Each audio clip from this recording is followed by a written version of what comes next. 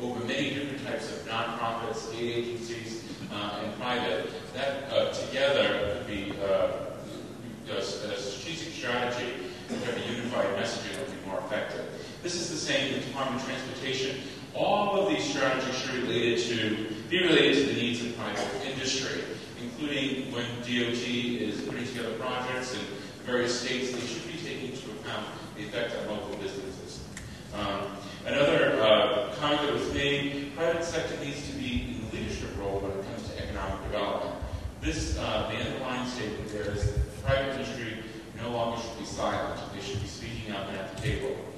And then from academia, one of the comments was that there needs to be more investment in education. Obviously, so we've come from number 39 to closest to number 1. Our biggest competitor, Massachusetts, is at number 1 in some of the key areas that we're interested in economic growth. And there should be incentives for individuals that go receive education in those segments of the economy that are leading and growing. So there needs to be more of an investment instead of entitlement when it comes to education. Thanks. That's great, thank you. Table 16. Is that Mr. Saul? It is. Hey, good to see you. Good to see you. The first thing I'd like to ask is, since we were number 16 at the follow-up, we should be number 1 next year. Absolutely.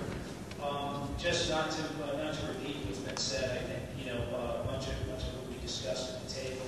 I think the first thing that we feel is an obstacle is access to capital.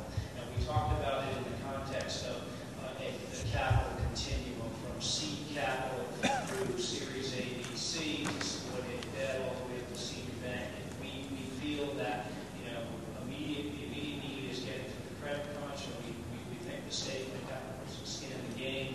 But structurally, we feel that after we get through the credit crunch, we need to begin to think about the incentives and guarantee programs and expansion of guarantee programs that have been diminished over the last year that sort of get those incentives tied to the sectors we want to grow. For example, traditional banks have a very difficult time looking at high-tech digital IT companies because they have soft assets, software, etc., not traditional assets. That was the one thing we talked about. On education, the only thing I would add is that we spent a lot of time about workforce readiness. I don't want to one-up the table that Bob Walsh was at, because Bob was at that table.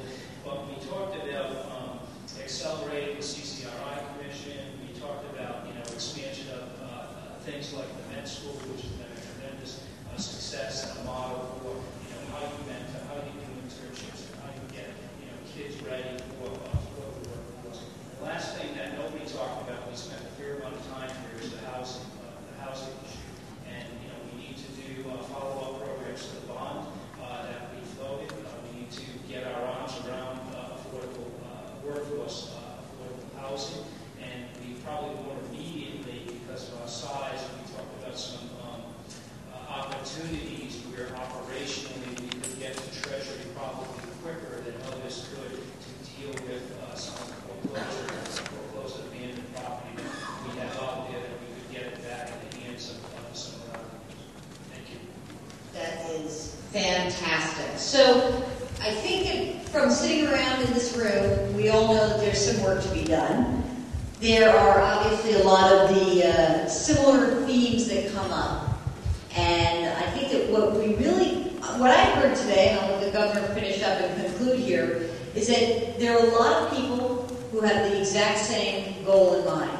How are we going to improve where we are in the state? How are we going to do it immediately? How are we going to navigate the great credit crisis of 2008? And how are we going to actually move beyond that? How are we going to grow? How are we going to integrate all the different areas, whether it's education or whether it's the government and private sector and nonprofits, and how we all come together.